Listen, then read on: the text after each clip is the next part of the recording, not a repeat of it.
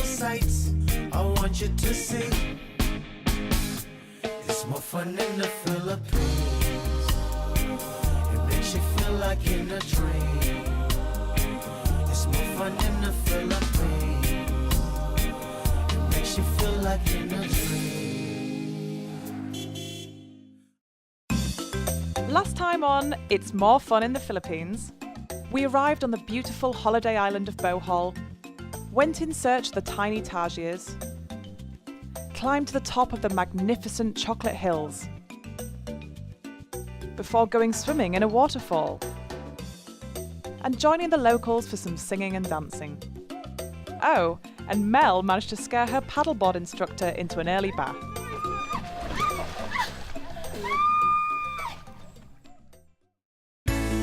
Hi, I'm Alex Southwaite and we're continuing our Philippines tour on the island of Bohol. This time we'll be taking a trip out into the Bohol Sea in search of dolphins, giving Mel a diving lesson and exploring the Philippines underwater, before travelling to another island to see a bizarre modern temple. We'll be learning more about the country's history. I'll be trying some more dancing. And we visit an impressive rose garden at night.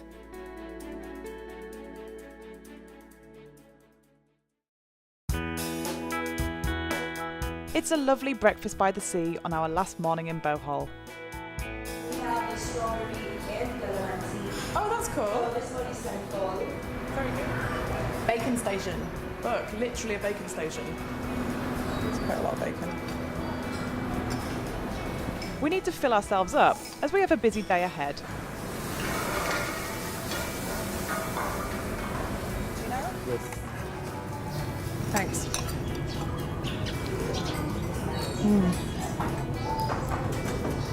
It's really nice. It is really nice actually. I'd like to go and have a swim now, but we don't have time. We might not have time for a swim, but we are off to sea. The early start is because we're hoping to see some dolphins. We're told the skippers of these boats always know the best places to see the dolphins, so we have high hopes. The low tide and shallow waters means we have to walk a fair way to the boat, but the water's wonderfully warm. However, there does seem to be some problem getting the boat free from the sandy seabed. And no, it's not Mel and I weighing it down after all that bacon. Finally, after a combination of pushing and poles, they managed to get it moving. The anchor is lifted and we're on our way.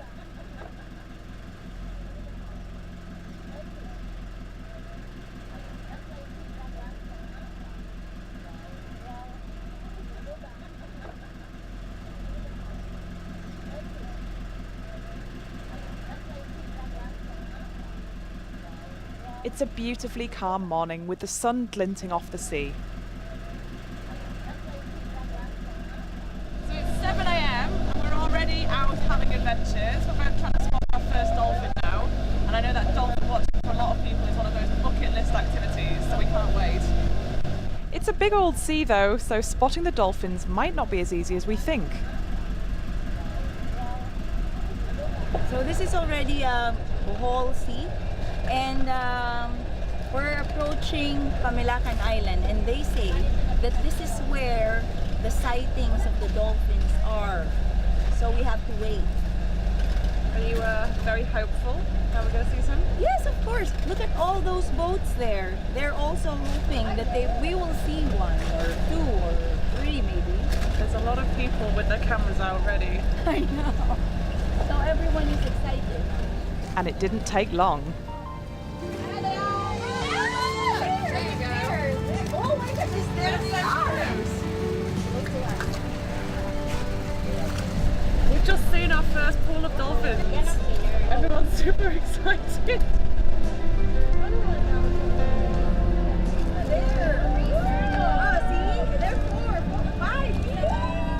Will that beat the 3 or 4 that Mel was hoping for? Suddenly, they seem to be everywhere.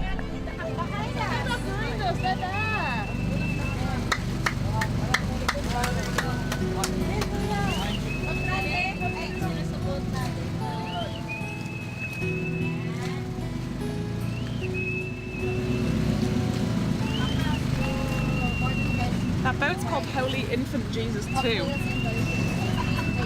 It's not the catchiest of names, is it? The clapping and whistling are apparently tricks to encourage the dolphins to come and play. Seems to be working.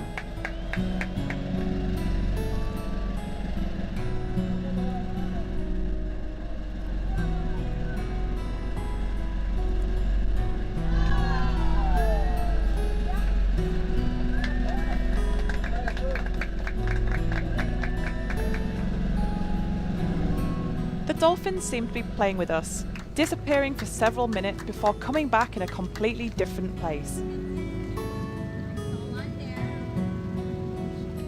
You just had to keep your eyes peeled.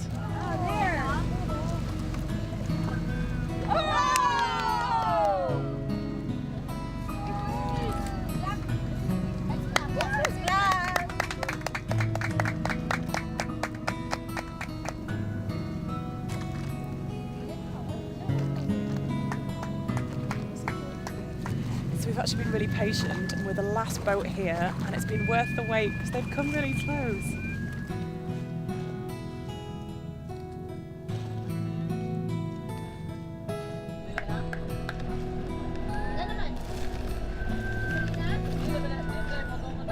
It really was amazing to see so many of them so close.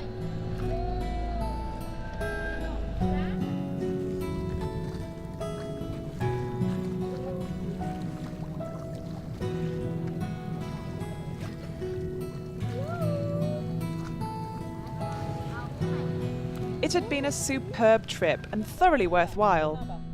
And just as we're getting ready to leave, the friendly dolphin family gave us one last show, right in front of the boat.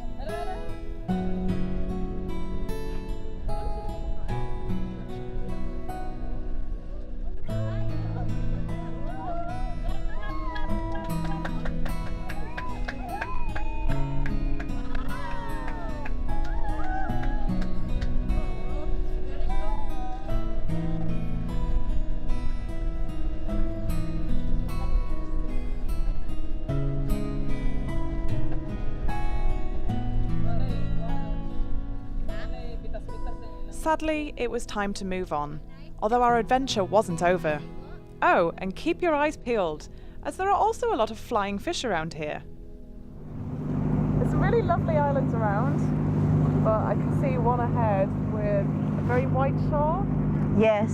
So that island right there is the Balikasag island that belongs to the barangay of Panglao. So we're still in Bohol. And that island, just so you know, is very famous for world-class diving sites. Oh, fantastic. Mm-hmm. Is this one of the most popular islands that people visit then? Yes, it is. It is. And what is amazing is that you will find there sea turtles, like this big. So it's a proper wildlife day, isn't it? Dolphins first. Yes. Sea turtles second. Yes. Fingers crossed. And also we'll be able to see, I know that you're a diver, black sea corals. Oh, amazing. And then also a school of jack. Well, I've done a very limited amount of diving in Asia, so this will be really good for me. So I agree. But by the way, it's my first time to dive. Oh, exciting. Okay, so there's a lot of firsts for me, but we've got a first for you now as yes. well. Yes. And it's my first time in that island. Okay, cool.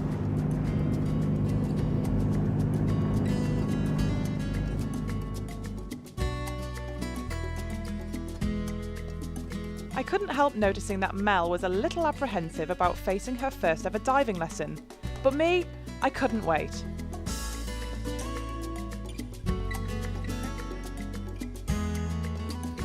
As we came closer to the shore, one of the crew rowed right on the bow, to make sure they didn't hit any of the rocks or corals that lurk just below the surface. This is more to protect the marine life than the boat, and it was already clear just how much there was going to be for us to see when we started our dive. Balikasag Island is well known as a first-class dive location. With its coral banks and steep drop-offs, it offers easy diving for all levels. I was already used to the Philippines throwing up surprises at every turn, But this place was something else. It was simply idyllic.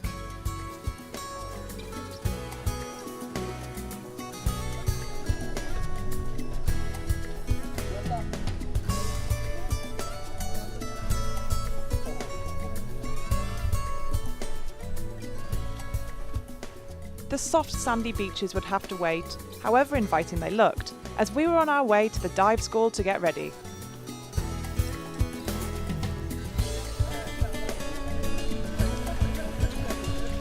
It's one of those islands where a lot of it looks almost like it's been set up, but you know that it hasn't. Like there's a guy sat with a boat underneath the tree there and it's picture perfect.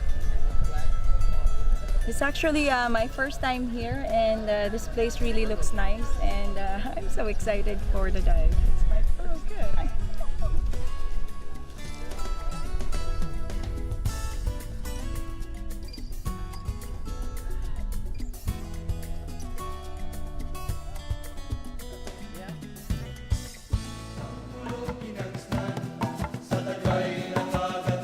And Mel is paying close attention to the briefing.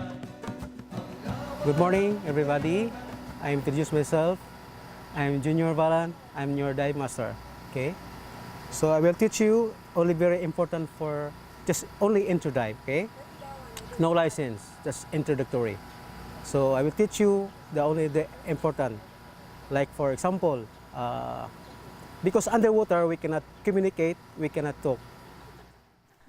Even if you've dived before, the safety briefing is important. But for first-timer Mel, it's also to reassure her. Yeah, regulator. Yeah, like that. For example, kasi sometimes the regulator is twist, sometimes like that. So don't panic because no air. So don't panic. So like that, you take it and back to your mouth, like that. If Do you bite it? yeah, bite this part. Okay. Like a gum guard. Back to your mouth, and you have air enough to blow. Just blow first before inhale. If there's no air enough to blow, when you back in your mouth, just purge like this one. So it's sort of like Yeah, automatic. The water come out. Okay, like that. If there's no air enough to blow, like that, oh. You know that's actually designed so if you had your regulator in your mouth and you were sick, you could press the purge button and it comes out the side. Don't force too much. No, just purge slowly. One time. Or is that air that goes like that, or sucks? You'll be breathing Anyway, like you would on the surface, so nice in slow breaths. anyway the water's display. Yeah. Not here. So if you had some in your mouth, you could just press that button and it comes out. So automatic inhale. It's nice and slow. If there's no air enough to blow, okay? If there's air enough to blow, just blow first before inhale, okay? With that, it was on with the wetsuits, and I was itching to get going. Yeah, I'm wanting to get in the water now. It's too hot sitting here in a wetsuit. And that water looks gorgeous, clear, warm, and inviting.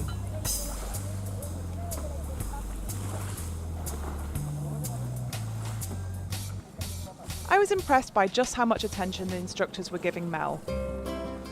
They could tell she was quite nervous, and with her constantly to make sure she felt as comfortable as possible.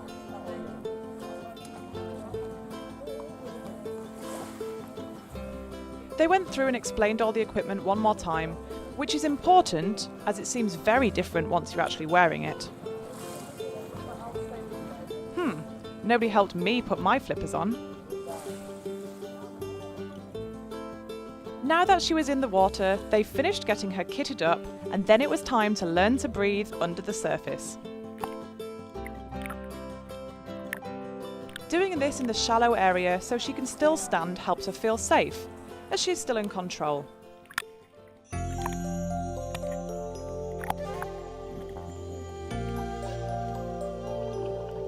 Gradually, her confidence grew, and slowly they came out into the deeper water, so she could see some of the colourful life beneath the waves.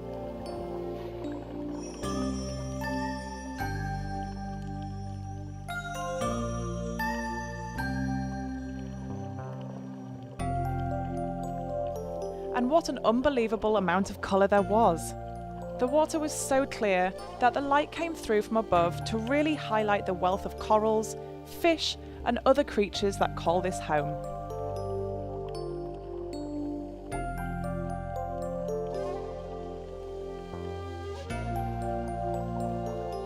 It really is like the world's biggest tropical fish tank.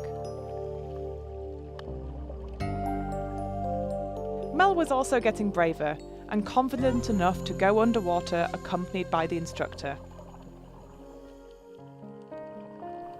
But she was never far from the surface if she needed a break. Knowing Mel was in safe hands, I was able to go exploring, although I didn't need to go far, as everywhere you looked there was something special to see.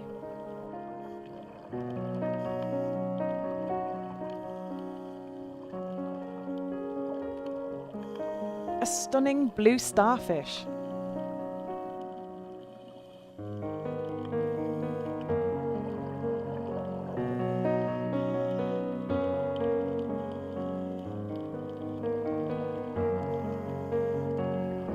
There was evidence of the coral being damaged in places, whether by boats or less careful divers.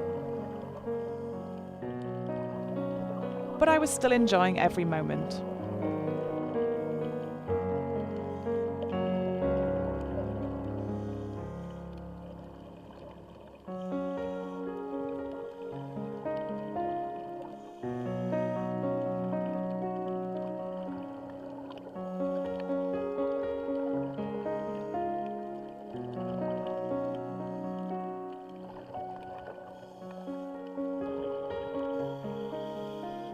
I could have stayed all day, but with air getting low, it was sadly time to head back.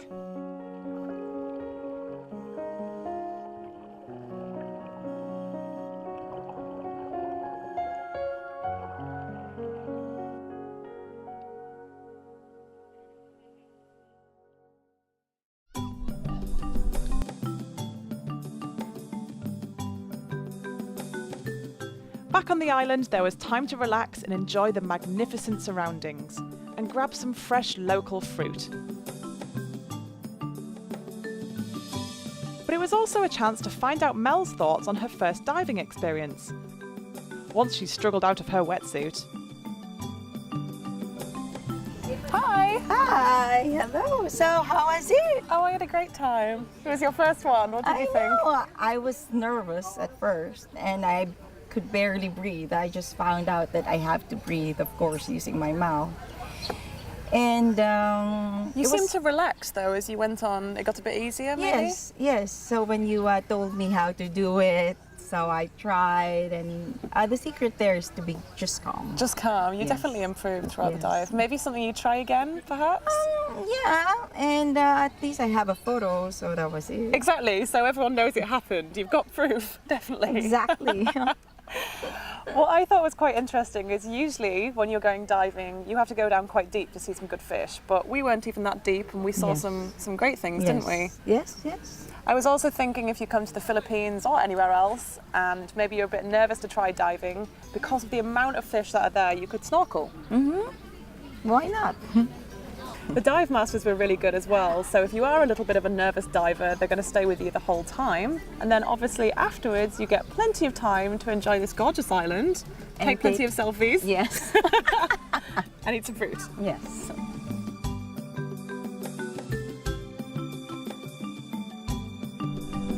As we boarded our boat and eased our way back out across the area we'd just dived, there was time for one last look.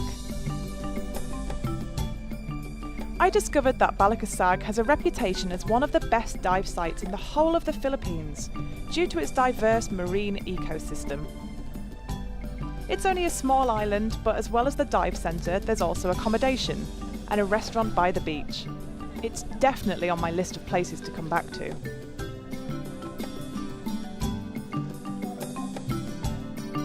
For now though, it was time to say farewell to Bohol.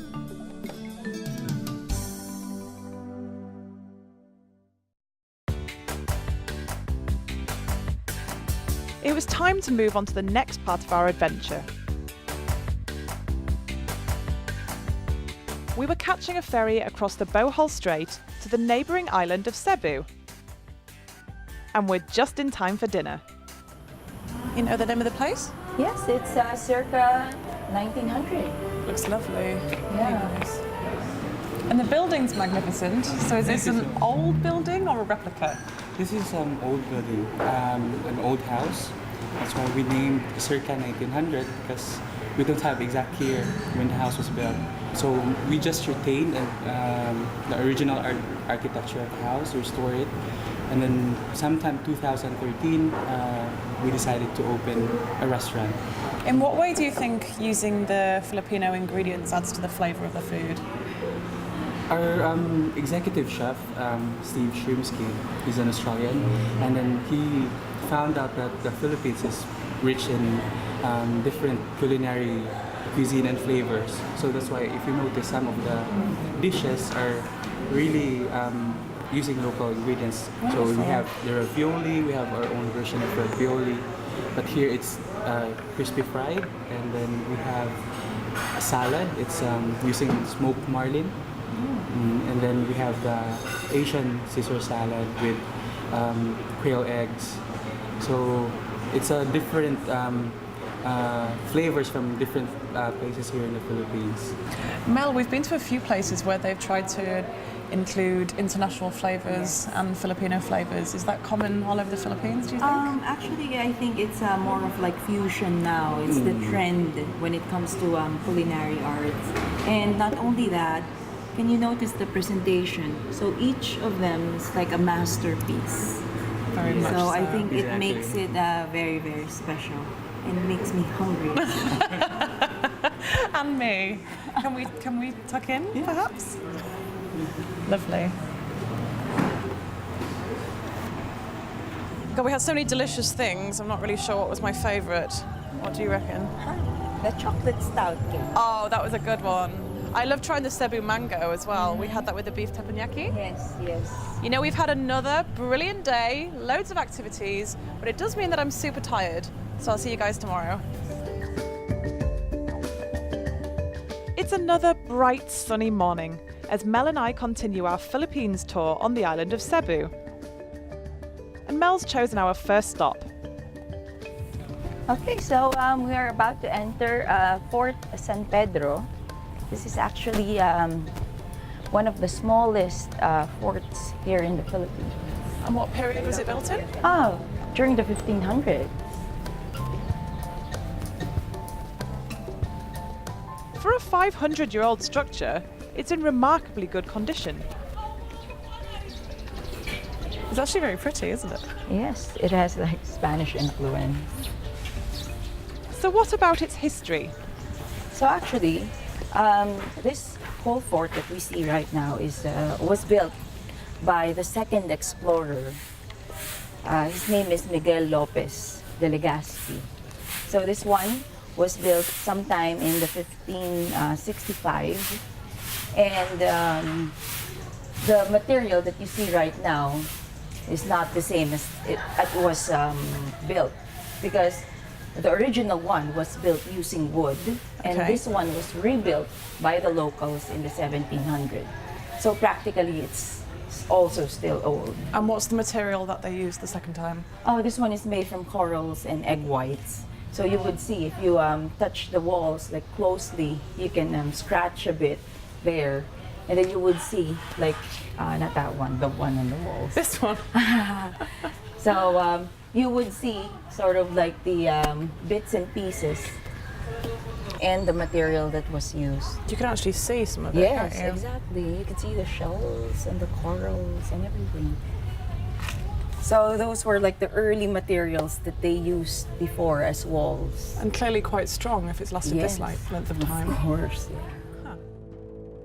Conquistador Miguel Lopez de Legazpi arrived with his 3 ships and set about strengthening his hold on Cebu.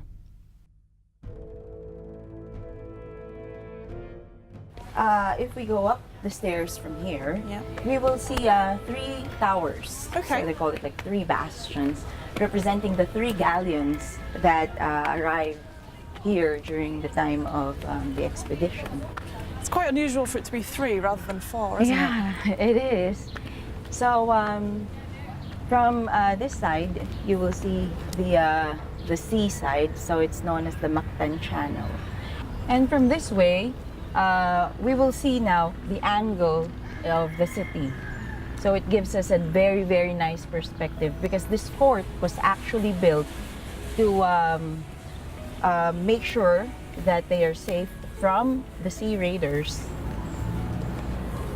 Do you know how long it's been open to the public for? I really don't know, but this has been declared as of course, a heritage site for us, and an important one as well in terms of history. So are places like this given funding from the government Yes. to look after them? And also support. So there's a lot of the cannons around still. Yes, these are original ones, and there are 14 of them here. So imagine 1,500 cannons. I mean, that's the date or the year it was installed here. Nobody's getting into this fort then? No. Fort San Pedro may have started life as a symbol of Spanish power and dominance, but it was also the place that on Christmas Eve, 1898, 3 centuries of Spanish rule in Cebu came to an end, as their flag was lowered and they withdrew in a flotilla of boats back to Spain.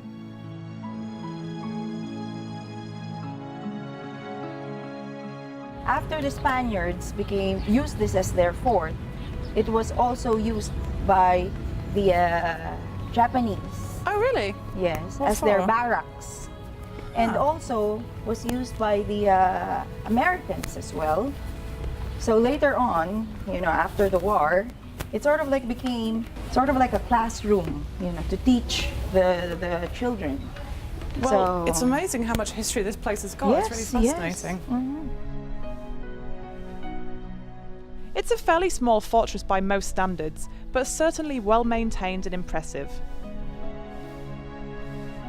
Oh, it's a brilliant place to come and visit.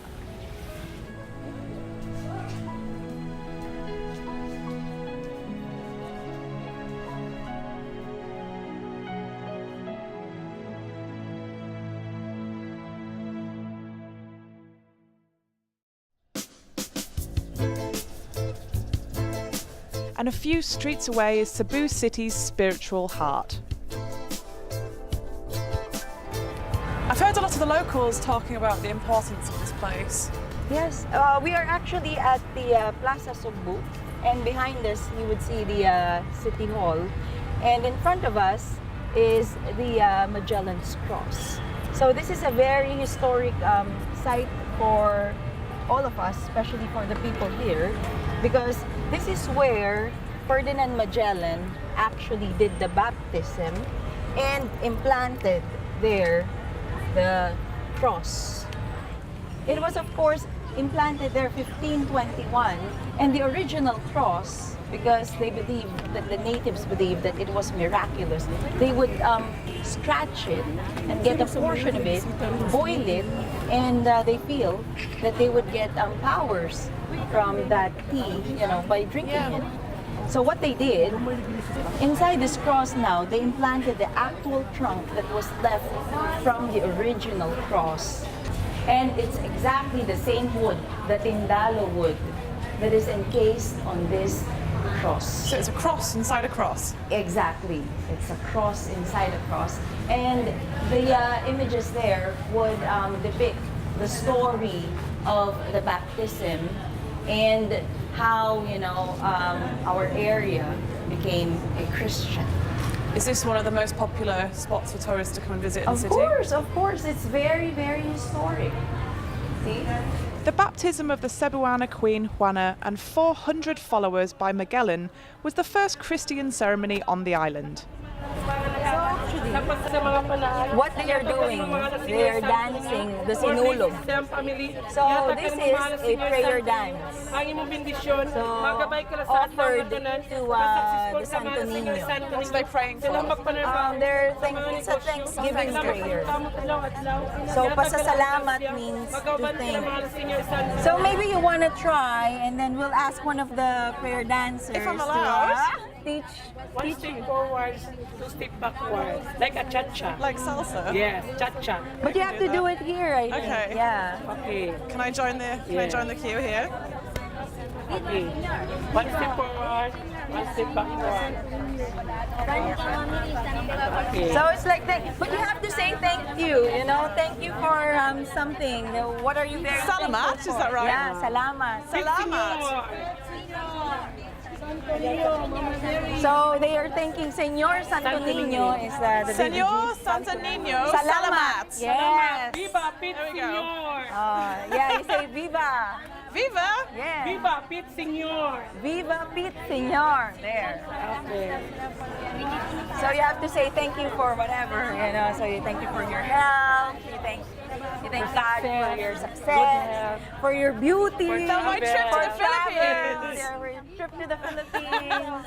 Have I got the hang of So it now? many to be thankful Okay. for. So, It's quite a workout, actually. Like a cha-cha. Like a One step cha-cha. forward, two step backward. Okay. Okay. one step Santo forward, Niño, two steps salamat. back. There we go. Salamat. Okay, so salamat Okay. po. Okay. Maraming salamat. Thank you very much. Thank you. Nice. I tried. Let's dancing. Thank you, everybody. Okay.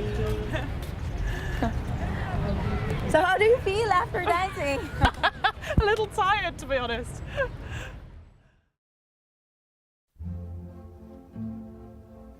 Well, that was a little unusual, but for our next stop, up on the hills above Cebu City, is truly bizarre.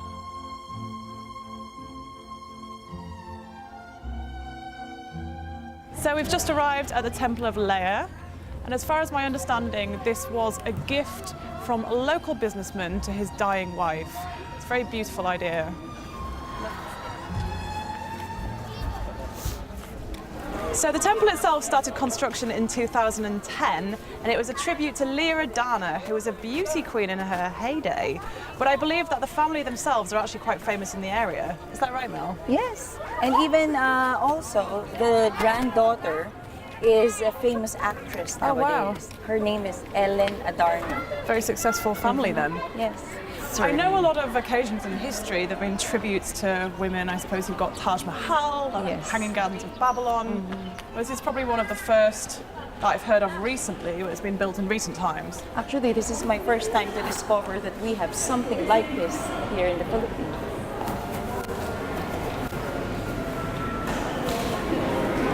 Look at that statue, beloved wife and mother. Imagine if someone built a temple for If they loved you that this. much, Yes. you'd be very lucky. So I read that Leah, like me, was a really keen traveller and that she collected all of these items around the world when she went there. And when this is finished, there's going to be 24 chambers filled with all the things she collected. I could imagine, you know, what massive collection she must have and the worth, you know, of her collection. She has Murano crystals Yeah, the glass crystals. and also Swarovski. It is a magnificent gesture, but it's also such unbelievable opulence. It's just very touchy. I mean, like, Honestly, I'm not sure what to make of it, but the views are fantastic, and the brass wedding certificate is very poignant. And there is something for everyone. We're on the island of Cebu in the central Philippines and on our way to one of the oldest houses in Cebu City. As we approach, it looks more Chinese than the Spanish style I was expecting. So the interior is completely different to any building I've seen so far in the Philippines. Because this house was built early Spanish settlement. It was built 1675 and considered as one of the oldest residential structures that's been inhabited by the original descendants of our ancestors. What period was it lived in from until? Actually, the house is never abandoned. In fact, I'm in the 10th generation already, me and my family, yeah. Oh, a little courtyard. Yeah, it's been with the family for more than 300 years. And I'll show you a mural here that depicts the whole history of this area. A pre-Spanish settlement way back in the 15th century, 14th century, when our ancestors, they were called actually pintados, which means painted with tattoos. They trade with our ancestors from Fujian, China, who come into this area and trade pearl and gold in exchange for porcelain, ceramics, and textiles. They barter with each other. So later on, it became a settlement. When the Spanish colonized Cebu and the entire Philippines, they still allow the system to continue. But the Chinese were allowed to settle, but they have to embrace Christianity. They have to be baptized first before intermarriages. So you mentioned to do with the Chinese influence as well. Is that why I can see like the lanterns hanging around the building? In fact, the house is featured in the Chinese houses of Southeast Asia, outside of mainland China. Considered as one of the oldest outside of mainland China. Oh wow! Yes. We're very lucky to be here then. And we have a lot of proof and evidence of Chinese existence during then, because there were some excavations being done here, and there's a lot of artifacts and ceramics and that were unearthed, like dating back to the Tang, Yuan, Song Dynasty, and Ming Dynasty. So that's proof that there were already Chinese trading with our early Filipino ancestors. Wonderful. Should we look a bit more of the house? Yeah, sure.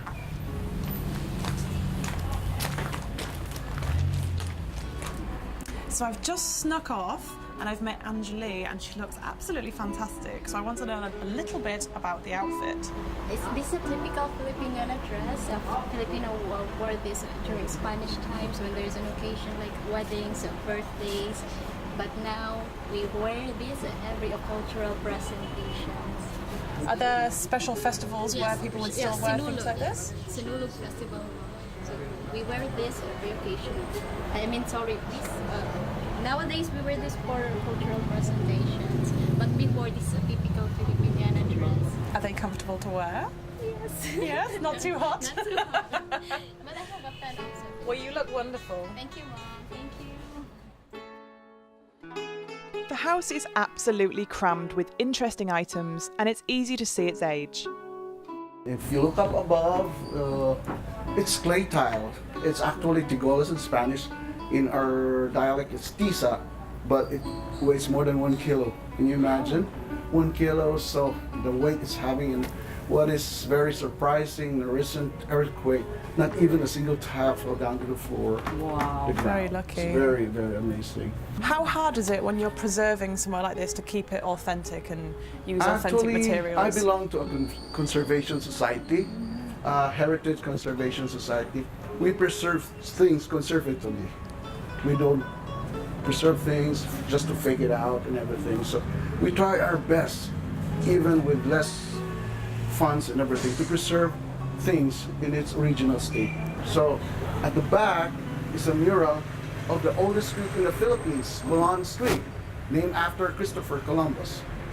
It's the oldest street in the Philippines. It's still, if you go there, it's down the corner. And sad to say, during World War II, half of the buildings were burned down after bombing and everything. So there are some few buildings that were left, but we have there a very distinct Cebuano. It's a dying art. It's made of seashells, but that's usually adorned in altars, in churches, and affluent homes and elite homes. Really beautiful. Filipinos are very flexible when it comes to trying to adapt cultures and everything. In fact, I'm so proud to say we were colonized so easy by Spain because of our hospitality. We embrace Christianity and everything, and everywhere you go around the world, when you meet Filipinos, they always smile at you.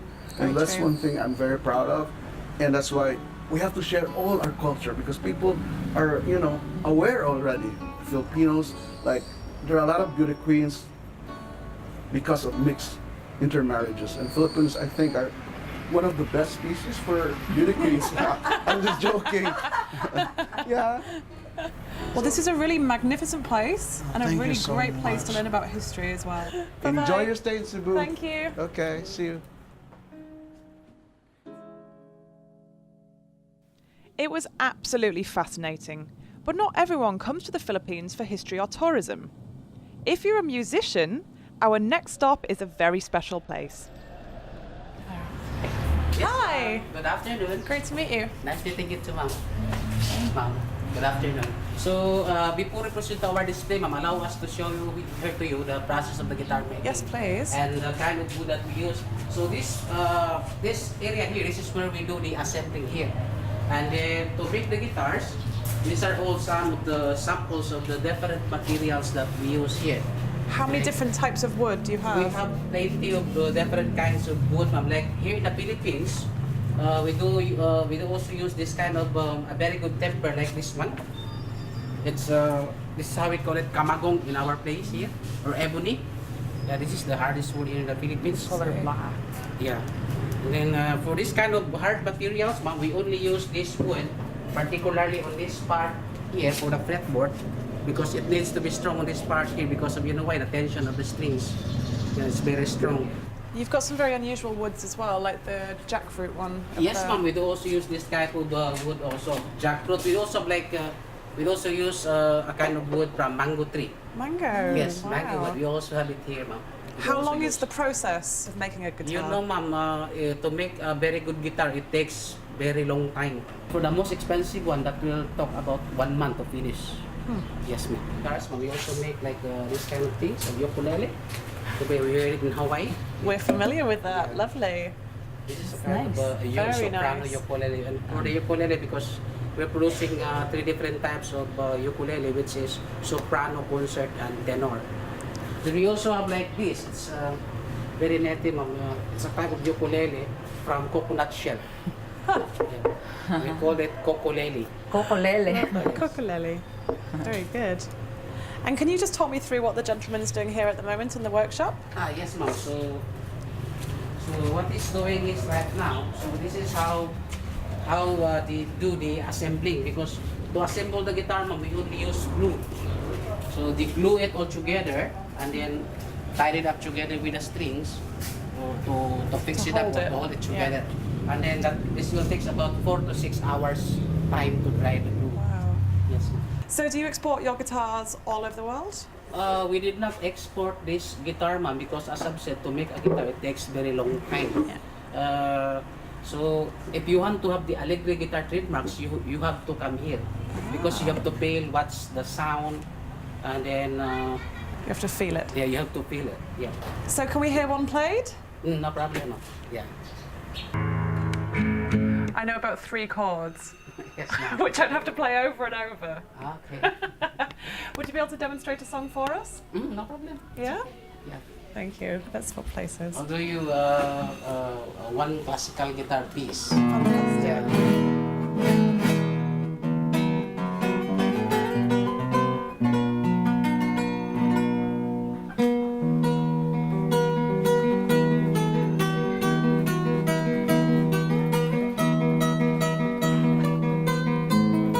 Serenading you.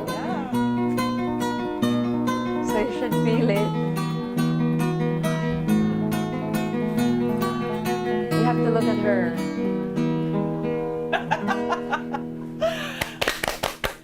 Fantastic. This is one of our high-end guitars, ma'am. This is the one made up of rosewood. Rosewood back and side, because when we make a very good guitar, ma'am, it has to be combination between hardwood and softwood in this part here. For the soundboard, we use the spruce. This is the spruce wood from Canada. And this is rosewood back and sides. And this is the one what we sell for about 80,000 Wow. pesos. Yes. Do you get any famous customers coming here to buy their guitars? We already have, ma'am, A1 boy band and an Apple the Apple, Black Eyed Peas. Black Yeah. Eyed Peas? He bought one of our They've travelled guitars. to And he's travel half out. Filipino, by the Yes. way. Yeah. Wonderful. Thank you so much for serenading me. You're welcome.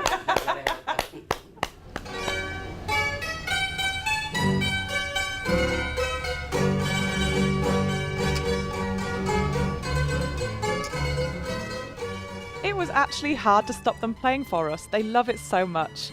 For Mel and I, though, we had one more stop to make. Now, you might think that visiting a rose garden at night is a bit strange, but for this one, it's the best time. Every evening around 6 o'clock, the white roses transform into magical white blooms. All 10,000 of them. The garden is at Cordova and sits behind a cafe, which has a giant flower centerpiece to finish off the mesmerizing display. It's a perfect way to end our day.